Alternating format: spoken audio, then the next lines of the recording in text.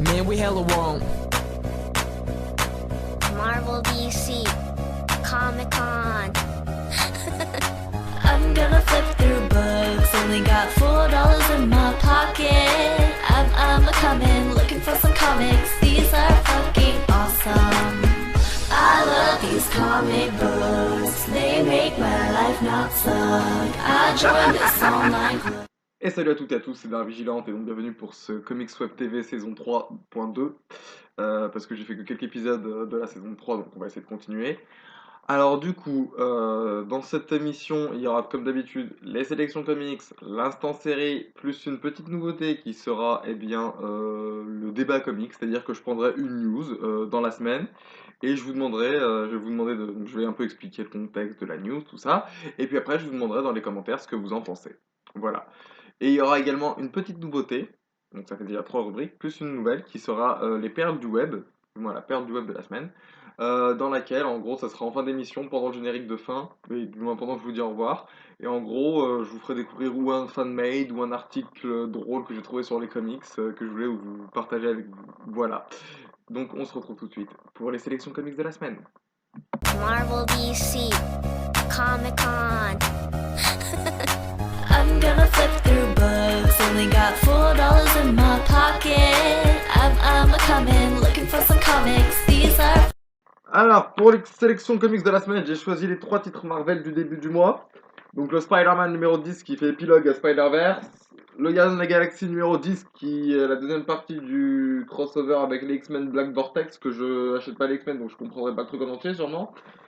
Et également le numéro 8 de Avengers Now, et numéro 5 d'Avengers Now, et on commence avec ça, qui contient les épisodes 6 de Superior Iron Man, l'annual de Thor, qui s'appelle Tale of Thunder, donc les contes du tonnerre, l'épisode 5 de All New Captain America, donc le réveil de l'Hydra partie 5, et toujours la partie 7 et 8 de l'arc Omega Hulk, donc les épisodes 7 et 8, donc les épisodes 11 et 12 de la série Hulk.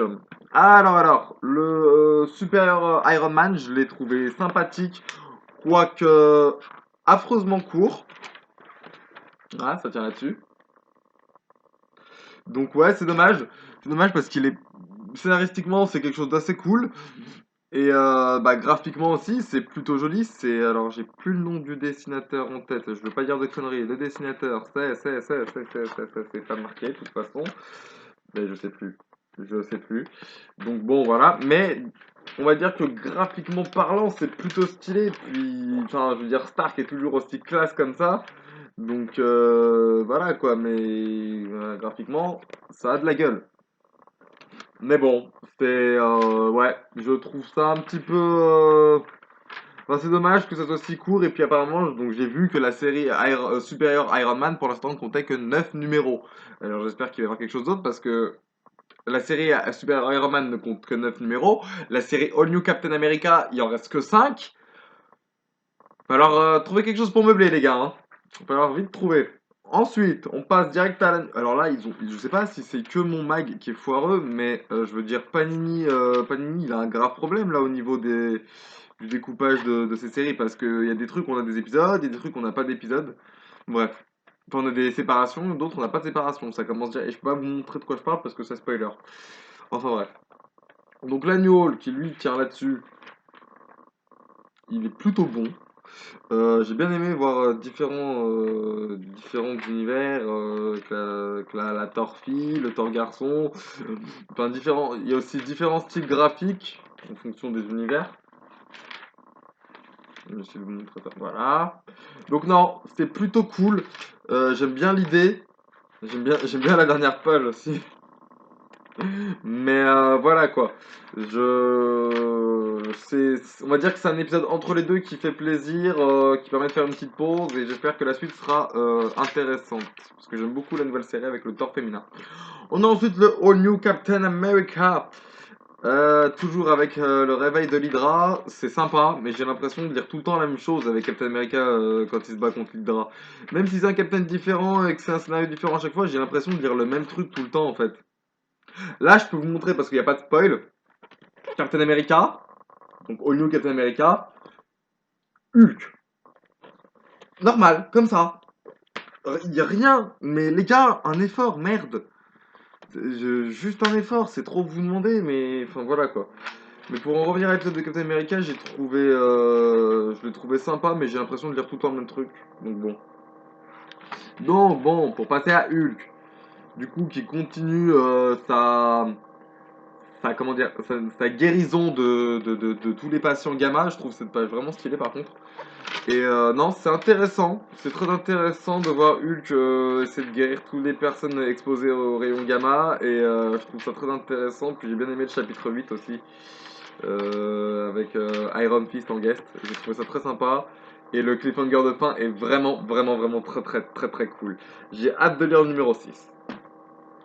On passe ensuite à Spider-Man, donc qui fait épilogue à Spider-Verse avec les épisodes 15 de The Amazing Spider-Man, 4 de Spider-Woman, 9 de Spider-Man 2099 et 8 et 9 de New Warrior que je ne lis pas parce que ça m'intéresse pas tout simplement. Alors, donc l'épilogue à Spider-Verse est très sympathique, très bon, mais du coup je l'ai trouvé un petit peu, comment dire, bah c'est juste, en fait il replace un petit peu le contexte, il réexplique bah, un petit peu comment tout ça se guérit, et puis voilà quoi, en gros c'est là, ouais, c'est chacun rentre chez soi, tout le monde il est content, et on a sauvé le monde et c'est bien, et c'est, ouais, c'est cool.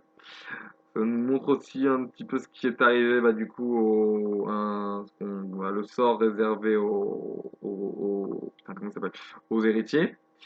Et puis, il y a un clip à la fin, non, pas à la fin, avant la fin qui est plutôt cool.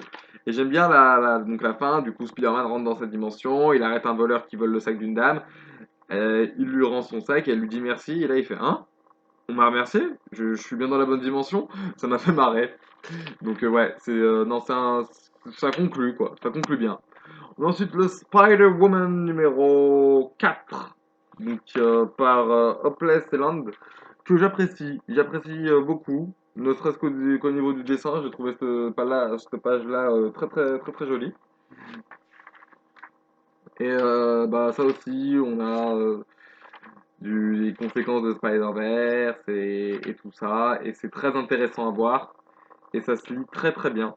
Et c'est non, franchement, c'est un bon chapitre.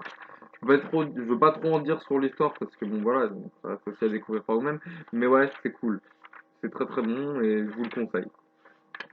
On a le Spider-Man 2099, ensuite, qui est un petit différent avec Mesmero. Ouais, je crois que c'est ça. Mm, non, Maestro, je sais pas pourquoi j'ai dit Mesmero, Maestro. Maestro, pour ceux qui se savent pas qui c'est Hulk vieux. Et ouais, c'est sympa, ça se laisse lire, c'est intéressant. Bon, c'est aussi dans le contexte de Spider-Verse, si je dis pas de conneries. Ouais, c'est ça, hein. Non, c'est pas dans le contexte de Spider-Verse, donc je dis des conneries. Mais ouais, c'est intéressant à lire. J'ai beaucoup aimé cet épisode, ce petit combat entre les deux, et ouais, c'est plutôt cool. Et on a ensuite New Warrior, mais New Warrior, je peux pas vous en parler parce que je ne lis pas, parce que ça m'intéresse pas. Voilà, on a ensuite le Gardien de la Galaxie numéro 10. Alors, avec les épisodes 24 de Guardian of the Galaxy, 9 de Star-Lord, 8 de Rocket Raccoon, série que je ne lis pas, 27 de Nova et l'annual de Nova aussi, qui s'appelle Les aventures de Doc et Sammy. Et là, j'ai beaucoup aimé l'épisode de Nova parce qu'il y a donc l'épisode de 27 parce qu'il y a Carnage dedans. Euh, donc alors, l'épisode 24 des Gardiens, du coup c'est une Black Vortex part 2. Alors, partie 1 elle était dans le truc d'avant. Ouais, c'est intéressant, mais sans plus. Il n'y a pas encore les X-Men qui sont impliqués dedans. Et puis de toute façon, la suite c'est dans le Star-Lord. Ouais, Star-Lord numéro 9. D'ailleurs, j'ai beaucoup aimé Bon, j'avoue, la transition, cette fois, elle est stylée. Parce que c'est marqué en gros là. Bon, là, il n'y a pas de. Voilà. Bon, on sait que. Après, bon, par contre, on enchaîne direct avec Star-Lord. Il n'y a pas de problème. Mais ouais, voilà, quoi. Il n'y a pas de souci majeur. J'ai beaucoup aimé. Il y a un personnage super cool. Je vous en dis pas plus, mais c'est sympa. Par contre, après, là, on te le marque, du coup, voilà, si tu veux lire la suite, voilà. Hein. Mais ouais, j'ai beaucoup apprécié et c'est plutôt cool. Donc après, il y a Rocket Raccoon, que je lis pas de toute façon, donc je peux pas vous en parler. Oui, je fais l'impasse sur certaines séries, mais c'est tout simplement qu'elles m'intéressent pas en fait. Donc bon, voilà. Et on arrive à l'épisode donc 27. Là, toujours, hein, toujours pas de transition. Bon, voilà, donc là, il y a Rocket. Hop là Nova, toujours pas de transition. Ouais, alors j'ai beaucoup aimé cet épisode, donc du coup, avec un personnage. Je peux pas vous dire qui c'est parce que ça spoil, mais c'est sympa et ouais, j'ai beaucoup apprécié ce que ce personnage soit présent et j'ai beaucoup aimé le combat entre les deux. Donc non, je peux que vous conseiller scénaristiquement, ça fait très plaisir à lire et j'ai vraiment bien apprécié. Ensuite, du coup, on a l'annual de Nova avec Bob Green en guest, comme on peut le voir sur la couverture, qui est sympa aussi. Nova, j'aime bien l'histoire. J'ai un truc qui m'a fait rigoler, c'est un moment il est face à Doc Green et vu qu'il analyse son casque, Nova veut pas qu'il grille qui il est, du coup il se trimballe avec un sac en papier sur la tête. Ça me fera toujours rire. Mais ouais, c'est sympa et j'ai beaucoup apprécié cette histoire. Donc là aussi, je peux que vous la conseiller. Mais ouais, franchement, un très bon Mike Guardians avec du coup un lien avec Black Vortex à la fin de l'annual. Donc je pense que les autres épisodes après sera en lien. Mais ouais, je peux que vous le conseiller parce que j'ai vraiment bien apprécié. Et franchement, un bon Mike Guardians, je peux pas vous dire pour Rocket parce que c'est une série qui ne m'intéresse pas. Voilà, donc c'est tout pour cette sélection. On passe tout de suite à l'instant série sur l'épisode 2 de la saison 2 de Gotham.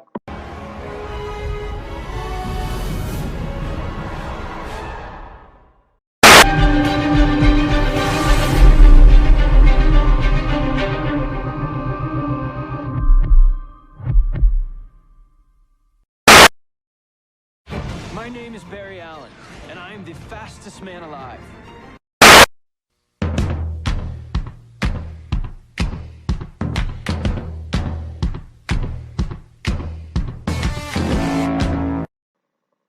Et donc, pour l'instant série de cette semaine, on se retrouve pour l'épisode 2 de la saison 2 de Gotham. Qui est un très bon épisode, qui promet beaucoup de choses pour le reste de la série. Cette fois-ci, on attaque sérieusement la saison, ça déconne plus. Alors, le pitch, c'est en gros que Gordon va devoir gérer les différents problèmes posés par les évadés d'Arkham, qui sont les Maniacs. J'aime beaucoup la façon dont leur nom est mis en scène d'ailleurs, mais ça je vous laisse le découvrir parce que c'est très sympathique. Bien évidemment, le point fort de cet épisode du coup ce sont les évadés d'Arkham, donc Jérôme, Barbara Keane. D'ailleurs j'aime beaucoup Jérôme parce qu'il le prennent pas du tout au sérieux et l'un des mecs d'ailleurs lui fait même la réflexion, euh, il lui dit t'as fait quoi à part tuer ta mère et là Jérôme lui répond bah il faut bien commencer quelque part. Cameron Monaghan joue très bien, très bien. Mais l'un des mauvais points pour la série, c'est que il joue tellement bien qu'en fait, le réalisateur se concentre sur lui et ça efface un petit peu les autres acteurs. On voit pas trop du coup le reste des méchants à part Barbara Keane forcément. Mais je veux dire, le reste des DVD d'Arkham, ils ont pas un grosse importance, on va dire. J'aime beaucoup d'ailleurs la petite référence qui est faite à No Man's Land, mais ça aussi je vous laisse à découvrir. Mais voilà quoi, il joue avec. En fait, l'acteur qui joue Jérôme joue tellement bien que il joue avec talent et avec la caméra, et du coup le réalisateur doit savoir. On dirait qu'il essaie de compenser l'absence des autres personnages par Jérôme, et du coup il les bouffe. C'est un peu paradoxal tout ça, j'avoue. Mais voilà, j'ajouterais aussi une petite faiblesse dans la bande musicale qui s'avérerait très, comment dire, très discrète et j'en aurais préféré un peu plus. Ouais, il n'y a pas beaucoup cet épisode n'a pas un véritable ambiance sonore qui lui est propre. C'est dommage. C'est vraiment dommage. Mais bon, dans l'ensemble, c'est vraiment bon pour un départ de saison. Côté des Easter eggs, par contre, là, j'ai l'impression que certains clins d'œil sont bons, mais d'autres, on marche un petit peu sur les principes de la mythologie de Batman. Il y a une scène, j'ai fait non, sérieux? Ok, bon, d'accord. D'ailleurs, en parlant de la mythologie de Batman, un nouveau personnage des comics amené sur le devant qu'on avait déjà vu, il me semble, dans la saison 1, c'est Lucius Fox. J'ai beaucoup aimé de le revoir. Mais voilà, dans l'ensemble, je veux dire, scénaristiquement, ça se tient. Le GCPD qui doit gérer une évasion d'Arkham, c'est très bon. Euh, le personnage du Joker, enfin de Jérôme, on va dire, c'est pas vraiment le Joker, on n'est pas sûr que ce soit vraiment lui, même s'il y a de fortes ressemblances et qu'il a certaines mimiques qui me font penser à Jack Nicholson, est bon. Gordon est bon, il n'y a pas de problème. J'ai encore un peu de mal avec le personnage de Barbara Keane, mais bon, ça c'est. Voilà. Il y a un seul mauvais point de la série, c'est le jeune Bruce Wayne. J'arrive toujours pas à m'y faire et je pense que je suis pas le seul à le penser. Il faut que le jeune Bruce Wayne parte, qu'il aille faire ses trucs, je sais pas moi, qu'il aille à faire sa scolarité à l'étranger, qu'il se casse, qu'il aille s'entraîner, il aille faire ce qu'il veut, mais qu'il aille jouer ailleurs. C'est bon, ça suffit. Je veux dire, c'est Gotham, pas Bruce Wayne adolescence. Hein. Faut arrêter de déconner au bout d'un moment, voilà. Bref, tout ça pour dire que c'est un très bon épisode. Scénaristiquement, c'est bon. Au niveau du casting, c'est bon. Au niveau de la bande sonore, ça pourrait être mieux. Mais je peux que vous le conseiller. J'essaie de pas trop dire sur le scénario parce qu'il est plutôt intéressant. Hmm, Mais je vous laisse le découvrir par vous-même. En tout cas, cette semaine, c'est un très bon épisode. Je lui mettrai un 3,5 sur 5. Voilà. Donc c'est tout. On se retrouve tout de suite pour le débat comics de la semaine. Welcome to the Hotel California. Et on se retrouve pour le débat comics du jour, qui est une petite news qui est un gros scoop auquel personne ne s'attendait. Une série télévisée consacrée au Watchmen par HBO est apparemment en projet. Alors à l'origine de ce projet, il y a une révélation qui dit que le réalisateur Zack Snyder aurait rencontré les cadres de la chaîne HBO afin d'imaginer comment prolonger l'expérience du film Watchmen, donc celui-là, très bon film. Et en gros, il voudrait prolonger un petit peu son film, enfin, du moins l'expérience du film et aussi un peu des comic books. Et HBO a confirmé depuis que ces différentes discussions, ils ont aussi expliqué que le projet n'en était pas à ses premiers pas, c'était pas pour autant qu'il verrait peut-être le jour. Et du coup, Warner Bros. En sa possession a un scénario tout prêt, j'ai envie de dire les Before Watchmen. Ça serait ça serait carrément faisable. En plus que les acteurs que Zack Snyder avait choisis pour le film sont pas non plus des grosses pointures du cinéma et qui pourraient sans encombre, je pense, revenir sur les petits écrans. Et je pense que ça pourrait être pas mal. Après, faut voir comment HBO et Zack Snyder vont en venir à tout ça.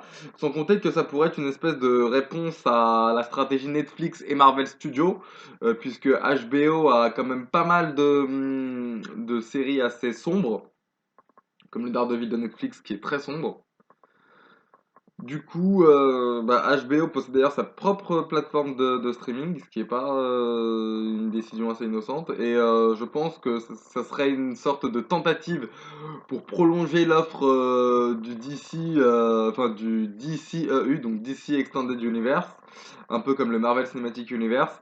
Et ça pourrait permettre de créer un univers un peu plus noir, comme le Daredevil de Netflix. C'est aussi un nouvel exemple pour, je pense, pouvoir faire des trucs un peu plus sombres, genre Killing Joke ou Dark Knight Returns. Reste à savoir comment les discussions vont évoluer, et quel rôle aura Zack Snyder sur le projet. Dites-moi dans les commentaires, vous, si une série télévisée Watchmen vous intéresse et si, encore plus, vous souhaiteriez qu'elle soit basée sur les comics Before Watchmen. Donc voilà, c'est le débat débat du mois. Et ce premier épisode de Comics Web TV saison 3.2 est terminé. J'espère que vous l'avez apprécié. Je vous laisse avec quelques petites images du trailer du coup de Spider-Gwen qui est la petite perle du web de la semaine. N'oubliez pas de vous abonner au Facebook de l'émission que vous pourrez retrouver dans la description. N'oubliez pas aussi de lâcher un petit j'aime sur la vidéo. Quant à moi, je vous donne rendez-vous la semaine prochaine pour une prochaine vidéo. Salut!